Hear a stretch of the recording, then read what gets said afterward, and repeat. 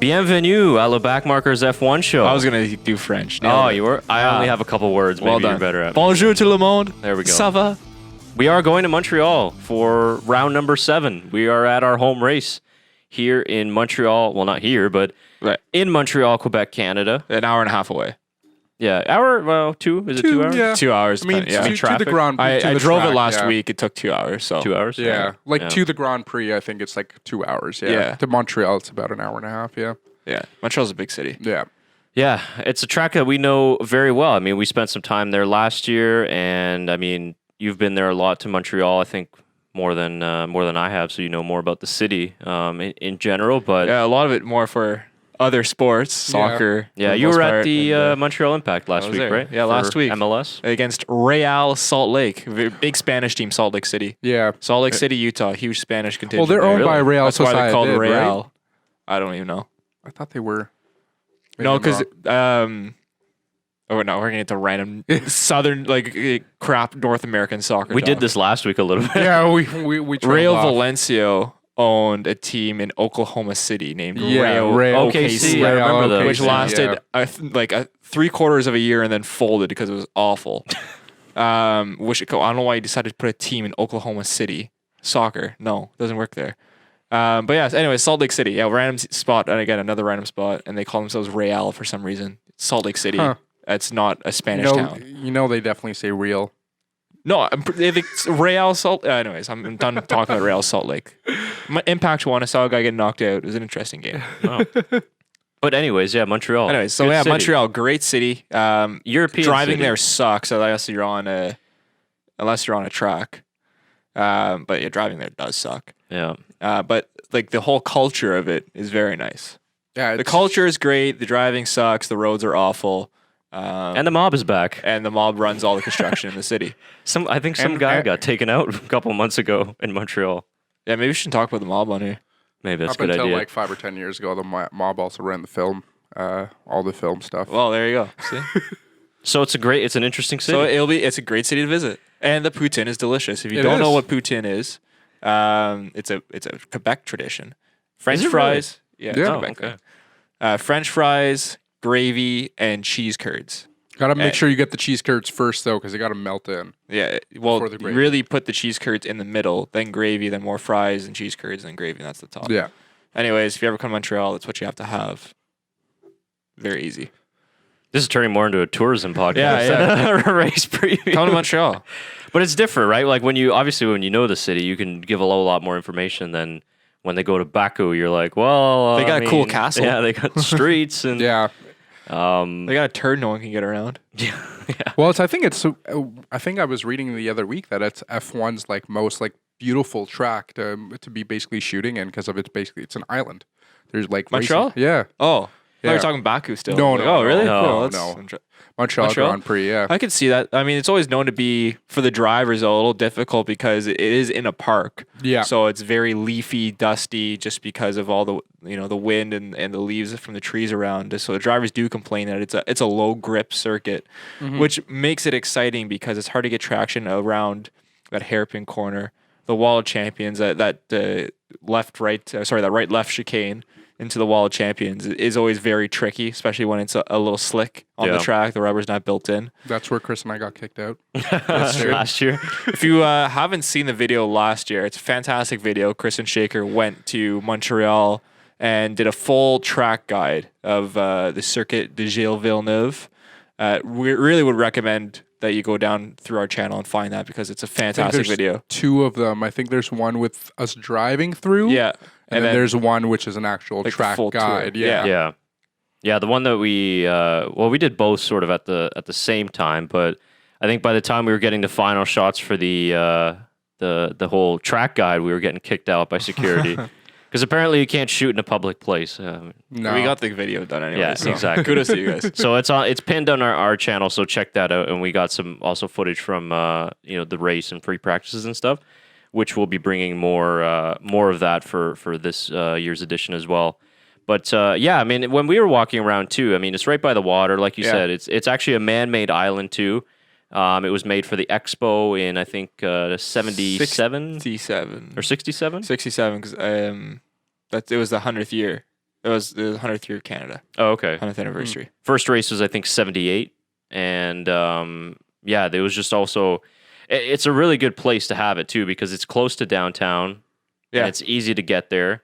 I mean, you can get there by car, but definitely the best way to travel is by metro. Yeah, Yeah. subway. Especially on race day when there's so many people and traffic is a nightmare, like you said in It's Montreal. awful. Don't drive there. Yeah, but when we were walking around, the scenery was beautiful, and there's a lot of wildlife. I mean, Yeah. groundhogs have been an issue. Seagulls have been an Seagulls issue, are a big issue. especially if you're Sebastian Vettel, Yeah, seagulls in turn 1. who likes to take care of the animals, which is nice for him, even if it means missing turn 1. He still won the race, so I guess Yeah. it worked out. Oh no, Oh, no, he didn't win the that. race. No, not in 2016. That's right. But yeah, and a lot of just birds and other wildlife as well. And like Tyler mentioned, it's very low grip. And at the Yeah. beginning of the weekend, too, especially, it's difficult to find the grip. And it takes a little while longer to rubber in. There are some support races this weekend. We have the Ferrari Challenge, The Formula, Porsche there. yeah, Porsche GT3 Porsche, Cup, the Formula 1600 series as well, and Pirelli Hot Laps, I think. But I mean, that's not a whole lot of That's not of really real good. racing. Too bad the F2s and F3s don't come to Canada. I wish they did. Because Yeah, that'd be a great race for Yeah, for it those. would be. Those cars would be fantastic around that circuit. Yeah, I think it would be great, and especially now, right, with Latifi leading the championship and Yeah, it having would've him been huge. would be nice. But yeah, so we got a couple of the support races that are there, so that will help rubber the track in a little bit. But the track is open all year round. So up until a couple of weeks ago, it was still open for pedestrians to drive their cars like Shaker You're allowed did. to drive through, but you have a speed limit of 60 kilometers. Speed limit. I was not following the speed limit. when I did it. No, you were not. I mean, we weren't going that much faster, No. but you wish you could kind of attack the curbs a little bit more. Yeah, exactly. On especially like the Wall of Champions. But what else? They have like a bike lane that's open on the left side of the track, and then they have for pedestrians as well. So that's kind of why it's pretty dirty and dusty, like you mentioned. Yeah. So pretty difficult to find the track, and that's why Pirelli brings the softest tires. We got the C5, the C4, and the C3 this weekend. And we saw them in Monaco, the C5. It was the debut of the softest compound tire for this year. And it shredded apart. It didn't last that long. Well, it did for Grosjean. Well, for Grosjean, yeah. But I mean, the medium didn't last very well for Hamilton. No. And that's Monaco, which is not a very abrasive. Obviously, it's hard on the rears, but Yeah. it'll be interesting to see how they do with Canada and how the tires go with Canada and the circuit, because we've seen before that it's been all right, but you never know with Pirelli. They're always doing new stuff. And the tires are so different from last year too. So it's all over the place. Yeah, no, exactly. Yeah, so the Pirelli tires from 2019 to 2018, they're quite different. And just looking at the selected sets that the teams have brought in, Hamilton opted only for one set of the hardest C3s. So he brings 8 sets of the soft tire versus his teammate, for example, who have brought another set of the C3s and only 3 of the C4 medium tires. And Ferrari have gone a little bit more aggressive with the yellow C4s. They brought 5 sets for Sebastian Vettel and 5 sets also for Charles Leclerc.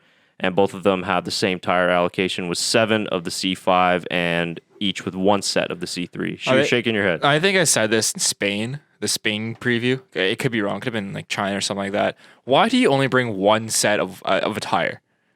Because then you have no data on it for the race. Like say it ends up the hard tire. Like it's gonna be hot this weekend in Montreal. Say it's too hot for the soft and the medium tires, and the hard tire ends up being the race tire. Well, Yeah, it's true. like you don't have any data on that during practice. If you run it at least for whatever 20 laps, 30 laps in practice, you can get some data on the C3 tire, the hard tire.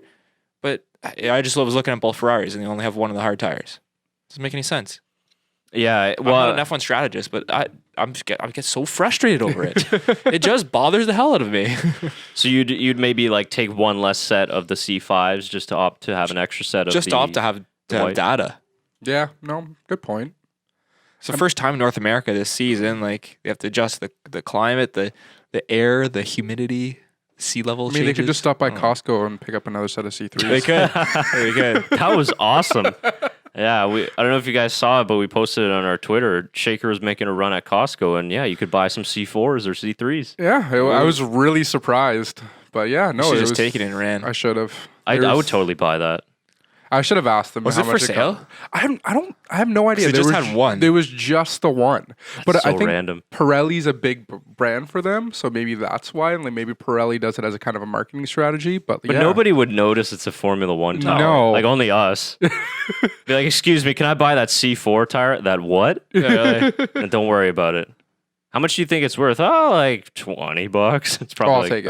a couple thousand. Yeah, it's probably $4,000 for a Yeah, tire. the tires is probably super expensive. But yeah, interesting point. They make obviously the tire allocations ahead of time. Yeah, I know. So- Which means that you should be like, oh, we have no data this season. Yeah. So Right. maybe we should get. Anyways.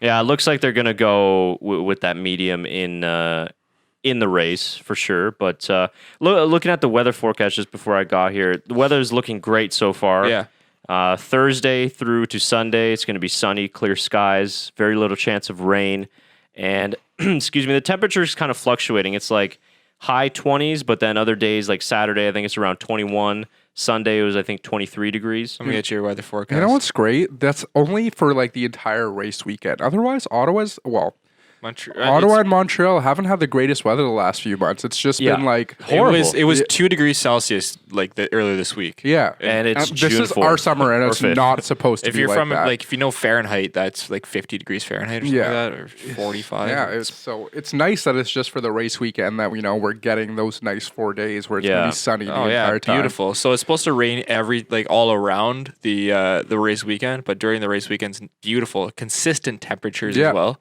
20 degrees on Thursday for media day. Mhm. 21 degrees Friday, sunny. 23 on Saturday for qualifying in the race.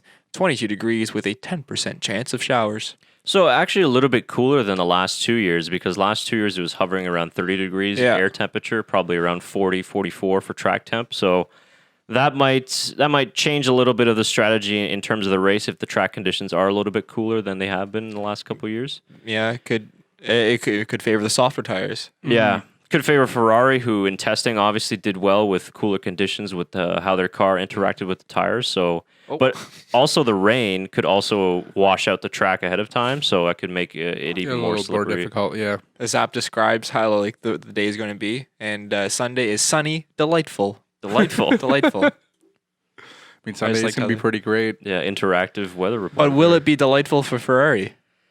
Yeah. Well, 'Cause, I mean, you mentioned it could favor with their tires because they won't overheat. But they've screwed up the strategy like 5 to 6 races this season. I think they're gonna have a good race. I think Vettel specifically, I think is gonna have a good race.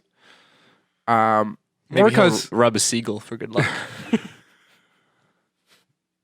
maybe a groundhog, right? Oh yeah, yeah, those ones are harder to catch. yeah, those are hard to catch. But yeah, I mean, he had a really good race in Monaco, so I could see him, coming back and doing a little bit better. And I mean, same with Charles Leclerc. He didn't do well in Monaco, and that was his home race to show up to the next race and perform even better. I mean, there's perform much better, I guess, than the last race. I could see it going both ways, but I'm rooting for Ferrari to be on the better side of things in terms of compared to, even Red Bull.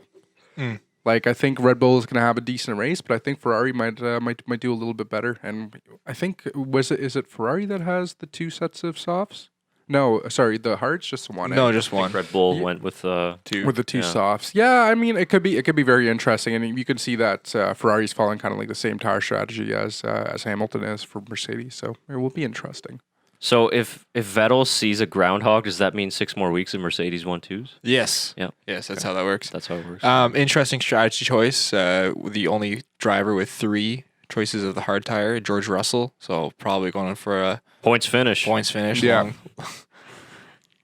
They Long actually strategy. They're actually going to be. we were they're talking on the- about it last week, They're yeah. on the scale going up. Yeah, Actually, they are. Williams. And I think their woes have kind of ended, and they're going to start climbing, getting out of this rut that they're in. It looks like the worst is over. Yeah, they were closer to everyone last. Obviously, Monaco's a short lap, but Yeah. still. Plus, didn't everybody behind them DNF? No, I meant in qualifying. Oh, like okay, they were okay. like yes. not as far as they usually are. They're not like 5 Yeah. seconds back. They're Yeah. only like 2.5, 3. Yeah, it's not bad. It was actually. positive, yeah. And I mean, they finished 15th, regardless of who didn't finish. But Yeah. P15 for them was very It was good. a good finish win. after the last few years for sure. Yeah. Yeah, just looking at what the teams are saying heading into the weekend, and it's typical from Mercedes. They're worried about Ferrari, and they say they're going to have a difficult weekend ahead of them. And then Ferrari, on the other hand, says we have no significant upgrades or updates coming to the car, so we're going to struggle. I mean, you can't read. Well, you really can't read into anything that, especially that Mercedes says. I think that when we look at the next 3 races, and we've said this before, it seems like it will favor Ferrari. More power-sensitive circuits, Yeah. less downforce. Obviously, especially in Montreal, it's a very low downforce setup. France, even more so, and Austria, you get a little bit more sort of in the medium, but it's still a lot of straights in Austria. But Canada and the Circuit Gilles Villeneuve, there are still sections of the track that favor Mercedes, I think. I think when we look at Sector 3, where the hairpin is, Yeah, that's huge. even Turn 1 into Turn 2, and we were talking about tires before, so it's not necessarily like I think Ferrari's going to come out and dominate. I still think Mercedes are the favorites going into this race, and they should be. They've been the favorites going into every weekend so far. Ferrari could possibly have their first race win in the next 3 races. I'm just not sure if I want to put my confidence into this team at the moment. Ferrari, that is.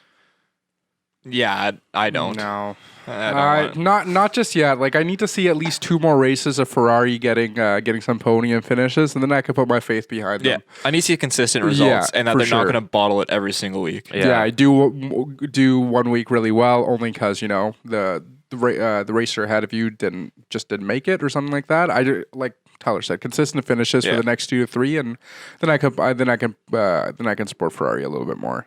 And the other thing too is Mercedes is bringing an engine upgrade to this race because A traditionally lot of people do, yeah. Yeah. A lot of teams do. Sorry, Mercedes is? correct. So What's- there's a concern, What's right? the point? Oh. So Ferrari brought it 2 races ago. They didn't use the new engine in Monaco for obvious reasons.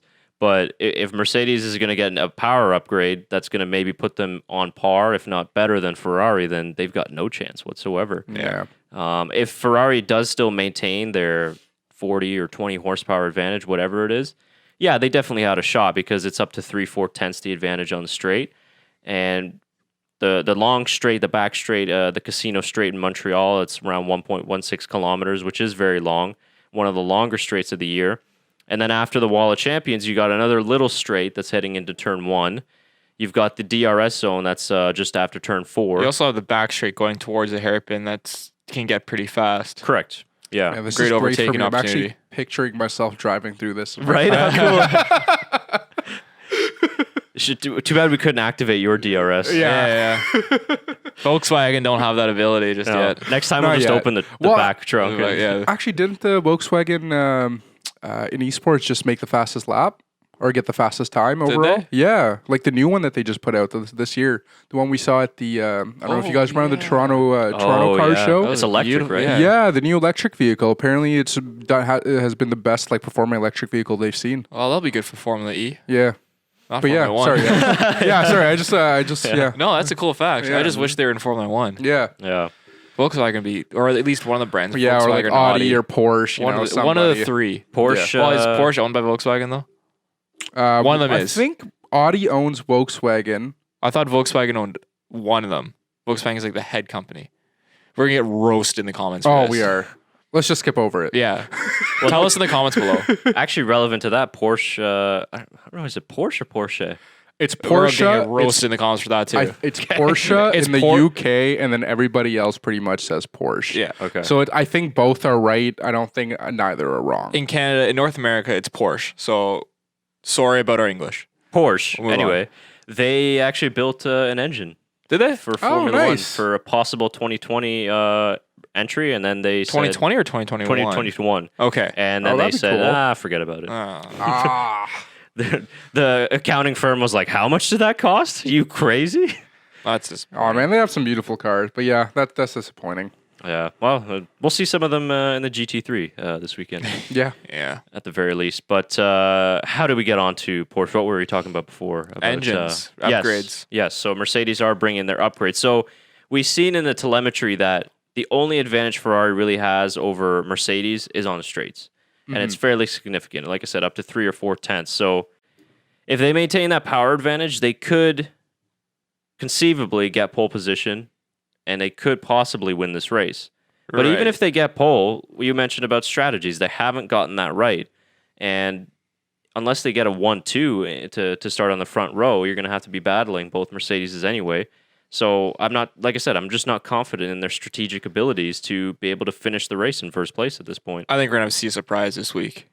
And I don't think it's coming from the top. I feel that too.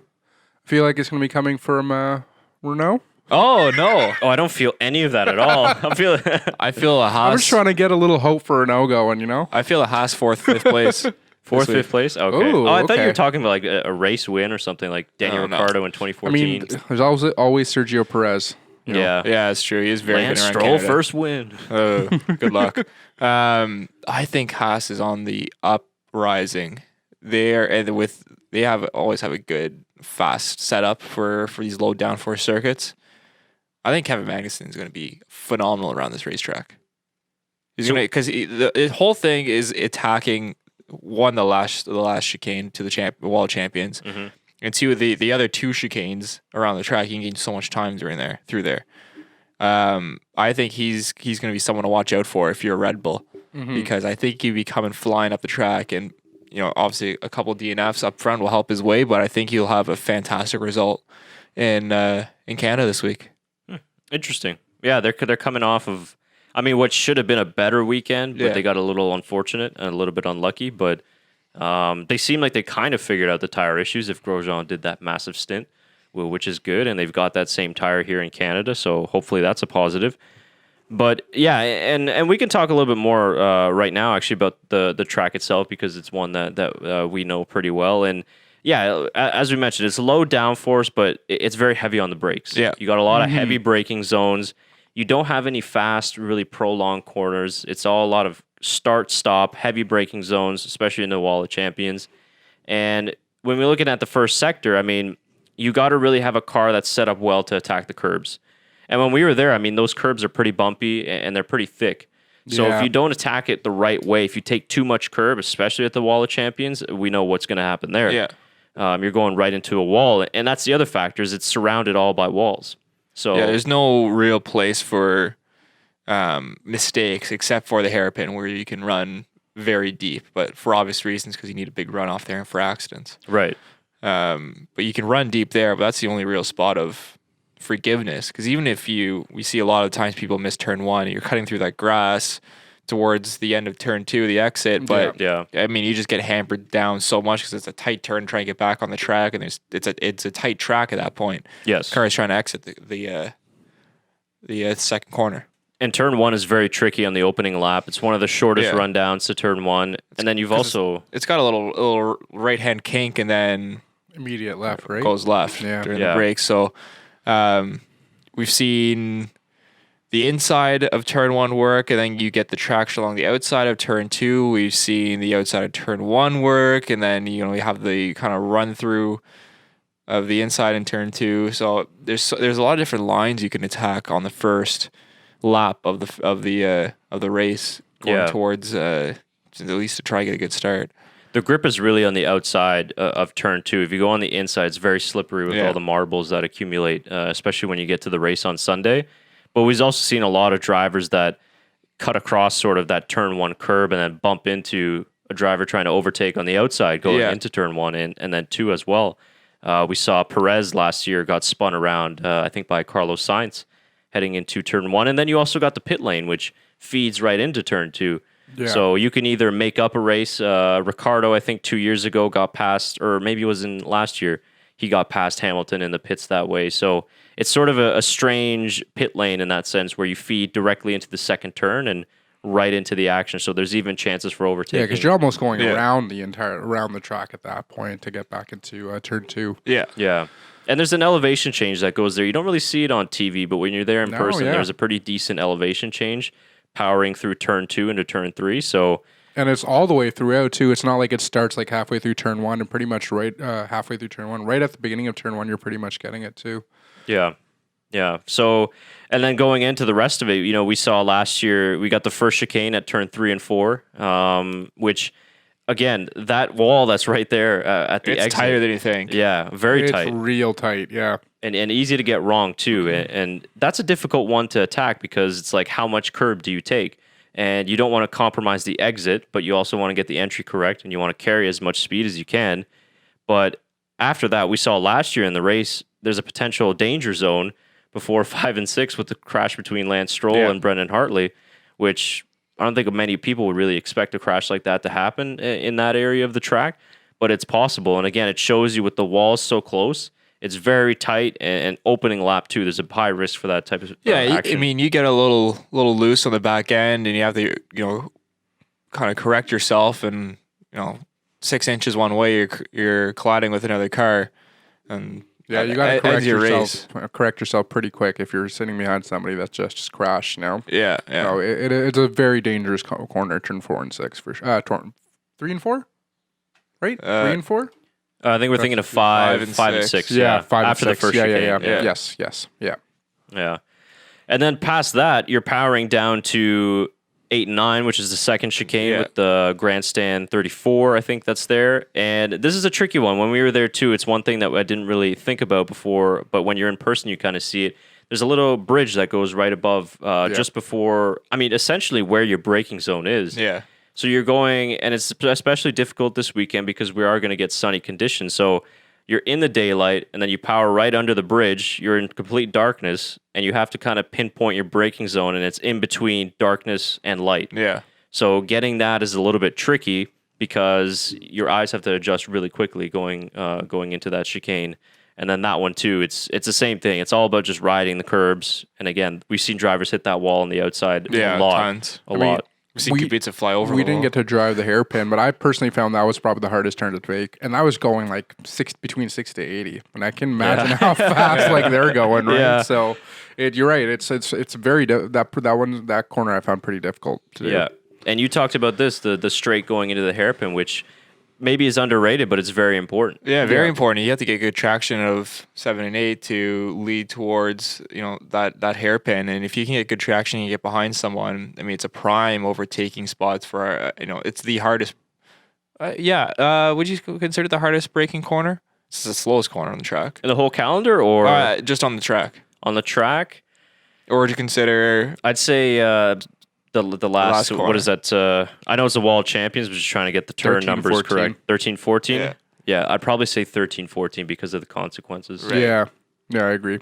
But anyways, it is a great overtaking spot where you can kind of try and feed in. If you obviously you need an important run out of the hairpin. That's probably the most important traction zone on the whole track for the long back straight. Yeah. And when drivers are super confident, I watched Vettel's qualifying lap from last year. They can be so aggressive on the brakes, and I noticed that in his lap last year, he didn't even get downshifting done, and he was already half turning into the hairpin. So it's that trail braking that he was able, which is difficult to do in the hairpin. It's very easy to lock up because it's a heavy braking zone. But when you're super confident and you got the front end grip, then you can really attack that corner, and you can also gain a lot in there as well. And then when you got a Ferrari engine that's so powerful down that long, massive back straight, DRS enabled one of the 2 DRS zones. And and then when you get to 13, 14, the Wall of Champions, those curbs are massive. I don't know how much you can see it on TV, but if you can go to Montreal and if you could do the track walk even prior to the race or after the race, that's one part of the track you should go to and just see how thick these curbs are. And they also have some stuff on the outside too that kind of punishes the drivers for trying to cut it like a little bit. sausage curb. A little one of those. Didn't they add a third DRS zone right before last year? Yeah, they did. Right before the race. Yeah, as of now, when we're recording this, they only have the 2, which is that's what I'm looking at. Yeah, the one on Casino Straight, and then of course the one that extends to the start-finish line. They added one right before the Wall of Champions, didn't they? No, they added one 7 and 8. No, turn they still only 7. got one because where's the activation? Oh, they did add one, did they? They have 2 right now, right? I don't know how current the one I'm looking at is. Yeah, so in Sector 2, right. So Shaker's right. Yeah. Yeah. So the one after 5 and 6, right? Yes. Yeah. So you actually turn 7 and going And towards you go and Yeah, that's where it was last year. Yeah. Yeah. That, it's a mini one, but Yeah. they added it last So year as there's well. 3 now. Yeah. Yeah. And the one, I mean, I guess the one from the back straight that goes to the front straight is kind of an extension of it. Because after you finish Wall Champions, you also have another DRS on that. Going to 1 and 2. Yeah, exactly. And I mean that's essentially the whole lap. It's a short lap. Very but- short. Yeah. Quick lap. Yeah, but definitely a difficult track. It doesn't seem that hard, but it is pretty technical. And a lot of areas you can get it right. A lot of areas you can also get it wrong too. So it's interesting when you do the walks and you see it in person. It's interesting how it looks rather than on TV. The Wall of Champions has to claim another victim because it's kind of losing its rep a little bit. Lance Stroll. I hope not. That's Lewis Hamilton would be. Yeah, I would. Well, Well, I would say I wish, but like Schumacher did it. So yeah, I mean Hamilton. 99. But it's kind of lost its I don't know, its reputation. There hasn't been one in a while. It hasn't been one in a while. Yeah. At least I have a big name. There hasn't been one in a while. Yeah, and off the top of my head, I can't remember. Yeah, the last big team driver that smashed one in there. Yeah. You think that's something I can Google real quick? Wall of Champions Victims. Yeah, you probably could. Well, obviously in 1999 is where it's got his name. I think 3 world champions crashed out. It was Villeneuve Schumacher and Damon Hill. That's right, Damon Hill. Yeah, so it got the name after it. But I don't know. Maybe drivers have just figured out the correct line, but still, I mean, in qualifying too, if you're just trying to be a little more aggressive, They have that runoff area now too, right? The penalty area where you have to like go between a bollard and so to save yourself from crashing into Wall of Champions. So just Yeah. remove that. yeah, They have a top 10, but I can't find a current one. yeah. I don't think there's been one though. In a while. Yeah, 2011 Sebastian Vettel. 2012 Pastor Maldonado. oh, there it is. There it is. We found one. That's 2012. That's the most current I found. Kobayashi 2010. That's good. Vettel 2011. Yeah, I guess that's the I last guess that'd be one. the last one. Yeah, He was a world champion at that point. he was. Yeah, still with Red Bull. Yeah. But also, what's new this year is they've completely torn down the old garages yeah. and they've updated the whole pit area and the garage area, and it's all modern and nice. And I think it's finished. I heard some things that they were behind schedule, but No. I believe it's done now. But I've seen some I hope. pictures, and It's it like looks 4 days to the race. Yeah, Drivers well, are there today. It was a month or so ago when I read that online, so they probably finished it by now. But what else? I think that's really the only new sort of updated thing that they've done at the Circuit Gilles Villeneuve. And before we get to predictions, I guess we can just talk about some of the best areas to watch on the track. I haven't unfortunately been there, but you would have the best analysis on that because you've been to multiple races in Montreal and kind of been all over the track. Yeah, this would be, what was it, fourth or fifth race, I think. I've been there. First one was in 2013, back with the V8s. But yeah, there's a lot of areas. So this is obviously kind of irrelevant for people that are outside of Canada and not traveling to the track. But if you are happening to be going to the race for the first time, then this will be a good little piece of information for you. Like we said before, best thing to do is to take the Metro to the track. Leave the car parked somewhere else and just take the Metro straight there. It's just a lot easier because really there's no parking available at the track. And you want to get there a few hours early because, like we said, it's an island. So you're basically crossing the bridge all packed together trying to get in. So try to get there if you are going to try to get there for at least like 9, 10-ish our time. And don't turn right on reds in Montreal. Yes, that is a rule. It's the rule in Montreal. Yeah, have a GPS too. Yeah. That could help you as well. But when you get to the track, I mean, if you got general admission tickets, for example, like Shaker said, it's a park, and there's a lot of great areas to watch. One of my favorite places for general admission to watch. I want to go to it. Well, everybody knows it's going to be packed. Yeah, I haven't found a secret place yet. Well, I'll let you know if I do. But is that the Hairpin? Yeah. One of my favorite places. Yeah. Yeah, right at the exit, right?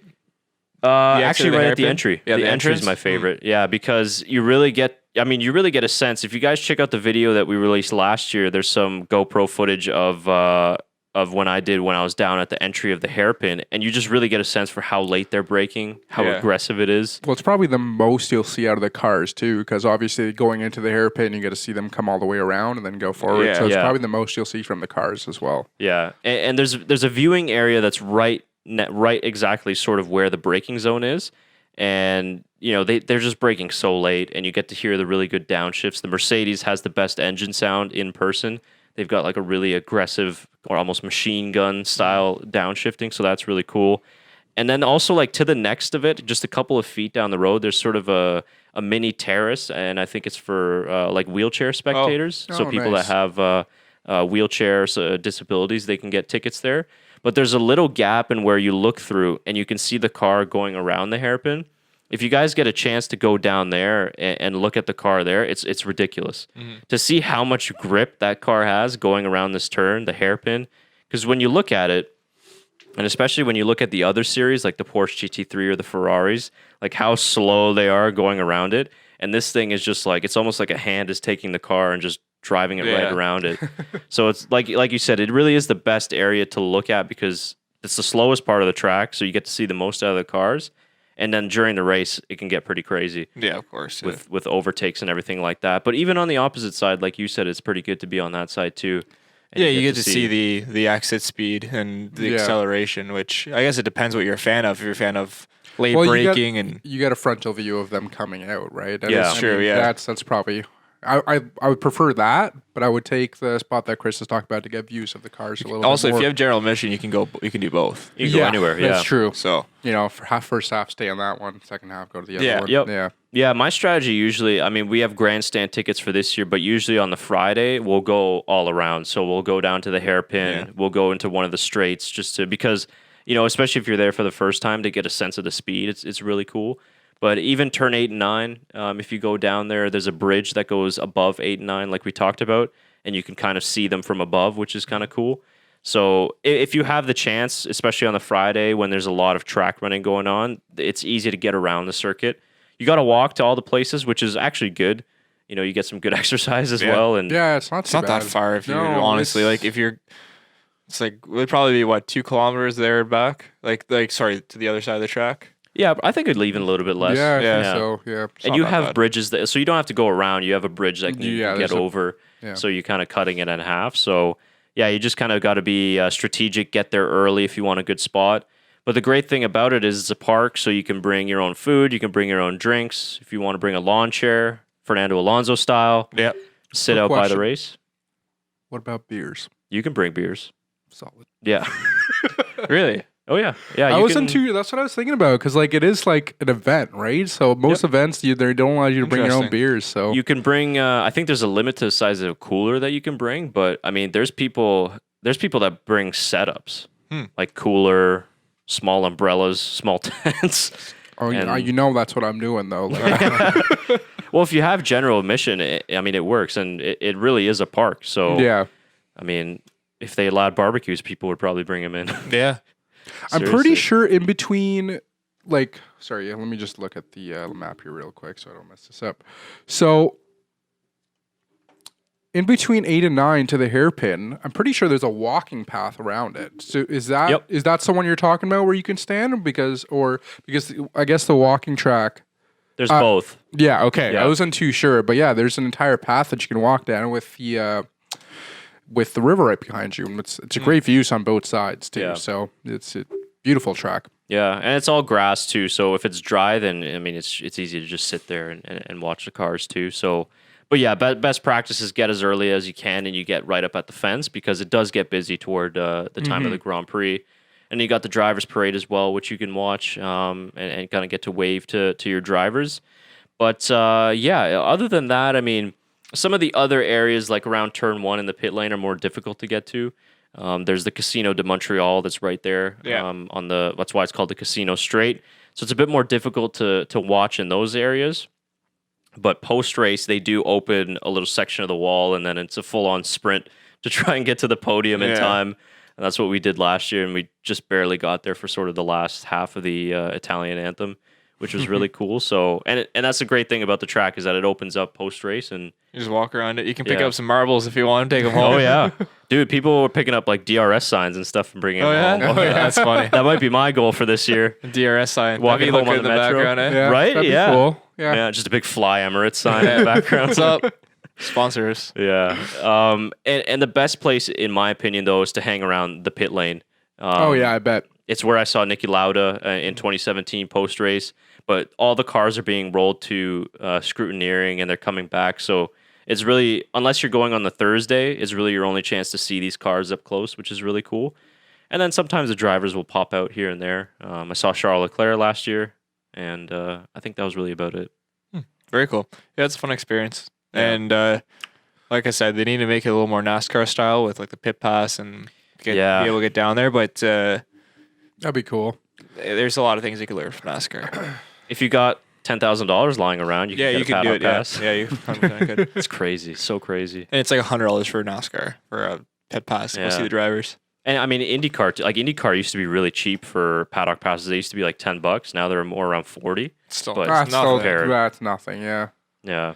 But in IndyCar we used to do that all the time, and you used to get like a package deal where you got 3-day tickets, and then it was like $200. they should have the Indy races at the same time Yeah, you know that'd at be cool. Villeneuve. Well, because they do it at the Circuit of the Americas, right? Yeah. So maybe have one weekend IndyCar, the next. Yeah, like why, or you Why can even not? have the Yeah. same weekend. Honestly, That would be some It'd crazy, be some crazy packed weekend of racing. No, it would be, but it'd be awesome. Yeah, I'd love that.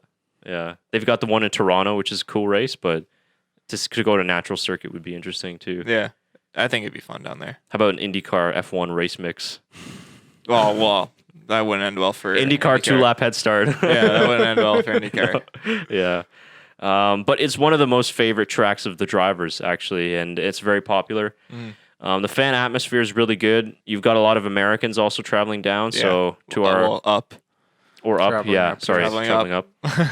Yeah, we met somebody who was from New Jersey last year. That was on the bus. When Well, we they were have to going come there. to Montreal because they won't be getting a Grand Prix anytime soon. Never, No, never. that's not happening.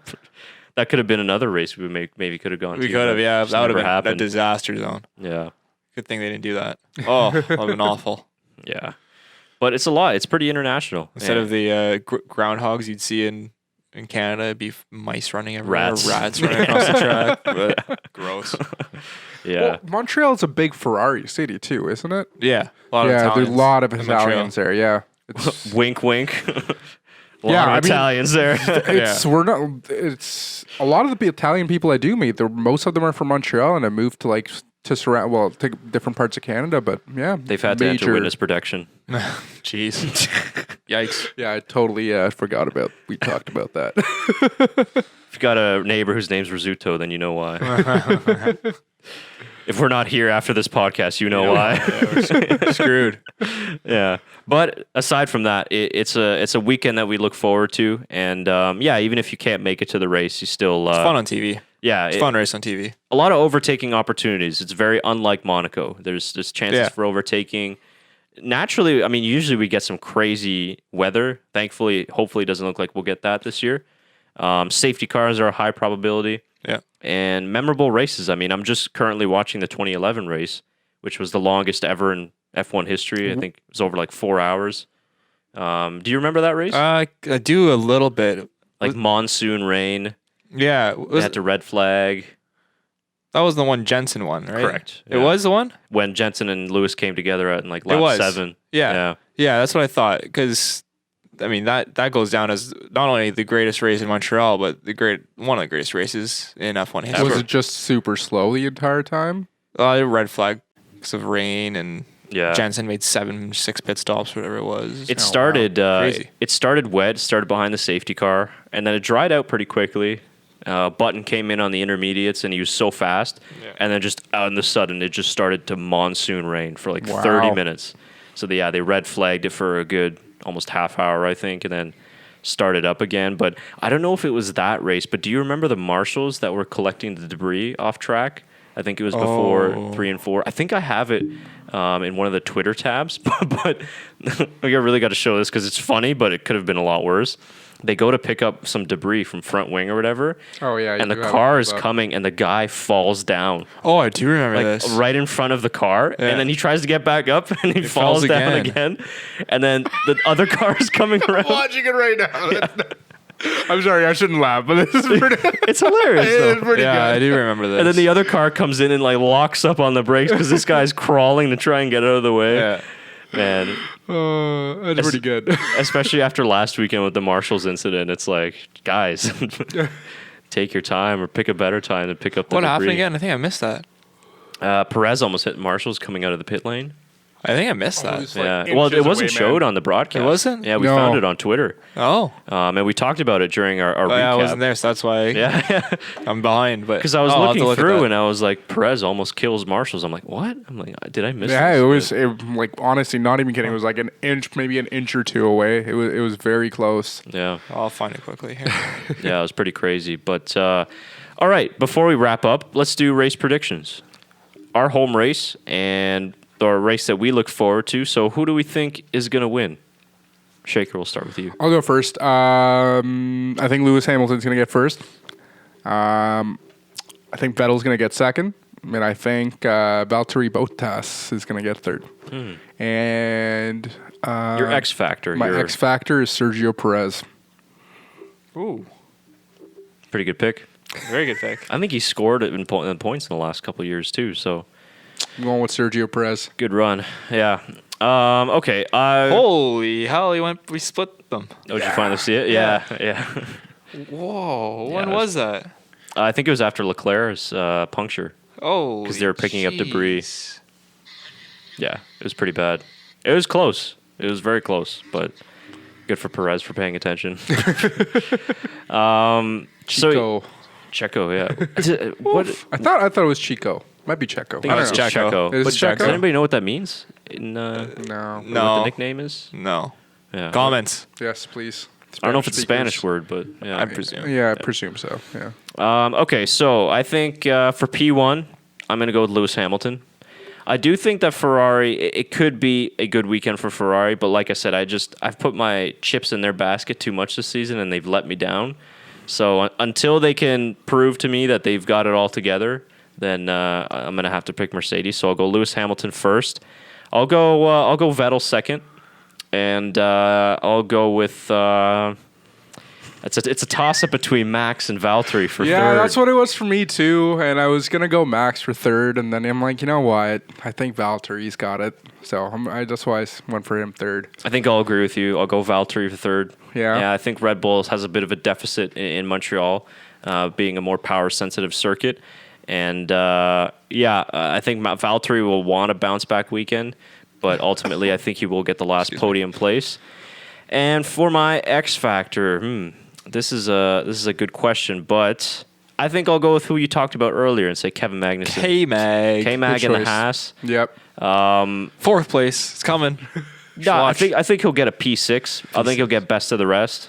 I think he'll finish ahead of Pierre Gasly and split the Red Bulls there. But I think he'll qualify well. Haas has had a pretty decent run here in Montreal in the last few seasons. So I'm going to go with them. But fingers crossed for Racing Point. I hope they can get a double points finish. Yeah, home.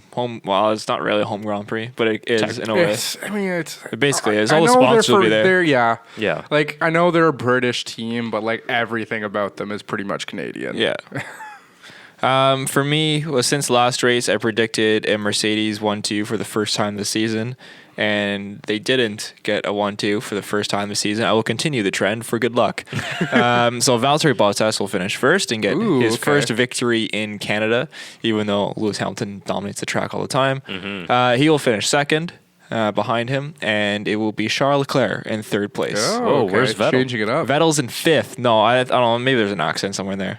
K-Mag's fourth. He's my X factor. They screw up the strategy again. He's in eighth place or something like that, Vettel. Yeah, those are my predictions. Okay. Those are my 1, 2, 3, 4. And X Factor or maybe Driver of the Day. Kevin Magnussen. Oh, you said place. Magnussen? Those are Okay, Magnussen. sorry. It's happening. Yeah. Suck my balls, mate. McLaren too, I think. Oh yeah. Could be another. Yeah, Could be team that another might X surprise factor us. for sure. Yeah. But I yeah, always forget about them. Yeah, right. They've quietly had a pretty actually decent season so far. Yeah, I think their only like bad race, and it wasn't really bad, was Monaco, just like the last race. Otherwise, they've done Well, pretty Monaco well. was. I mean, for science, it was good. Not for Lando Norris, but yeah. yes, yeah. Lawrence I has think- had a couple of tough races. Yeah, but yeah, they honestly really surprised with McLaren this season. I think we've said it multiple times, but every race they've surprised me. What are the bets on Robert Kubica crashing? Oof. Yeah, that was a. Remember that? Yeah, Like at least one crash this weekend. What do you think it happens? No, No, I don't think so. I think he gets into the wall of champions or something like that. I think he crashed at some. I think he hits the wall. I don't know. Obviously, I hope he doesn't have a massive accident like he did in 2007. Yeah, But I think that he nudges the wall a little bit. I think he'll be all right. I'm interested to see how he deals with the hairpin, but Yeah. I think it's easier for him going to the right instead of like left, for yeah. example, in Monaco. But I mean, he was okay in Monaco. So, Yeah. but yeah. Yeah. I don't know. I don't like to predict crashes. Neither do I. I don't hope for any. No, yeah, that's yeah. I don't like to either. It's I'm kind not of- predicting a hard crash. I'm just like, Yeah. a little. Oh, just like a DNF. A little yeah, front- just yeah, just a okay. little front A little wing. touch. A little front wing I mean, damage. you can't get harder than the crash of 2007. No, so- you literally can't. Well, you can. And we don't want to see that. Yeah. That'd be bad. Yeah, I mean that was insane. And then came back next year, won the race. Yeah. So That's what Yeah. you want. Robert Kubica wins. I'm saying good and bad memories for Robert Kubica. Odds in Canada. Kubica wins the race. But on the related note, Williams, Nicholas Latifi's in the car for free practice 1. Yep. He'll be Nice. enjoying a little bit of home Grand Prix vibes. Maybe they'll name a grandstand after him. Hopefully. There is a Lance Stroll grandstand now. There is. Is there yeah. actually? Yeah. Yeah, it's in the hairpin. Oh, cool. So maybe there'll be a Latifi grandstand one day. Very expensive too. Yeah, it's because you have Lance Stroll. Well, goddamn, get Lance, a you gotta picture of Lance Stroll's face when you get You actually get a cap. That's really Do you? good. Yeah, you get a hat. Oh, that's pretty good. Yeah. But I mean, pretty cool. the hat's all right. But I'm saying Lance has got to finish on the points a little bit more for me to shell out about 500 bills for Grandstand grandstand ticket. seat. Yeah. So, I mean, if you would start finishing on the podium at the regular, then it might be a little bit more worth it. But tickets are all right. Are all right where we are anyway. So yeah, that about does it. I think we Yeah. covered everything we could I think of, so. of the Montreal Grand Prix. But yeah, if you want to check out more from the Circuit Gilles Villeneuve, the playlist for the 2018 Canadian Grand Prix is pinned at the bottom of our channel. So check out all of our videos there, and we'll be bringing you more videos from this year's Grand Prix. I'll be down there on the Thursday for the media day / open house.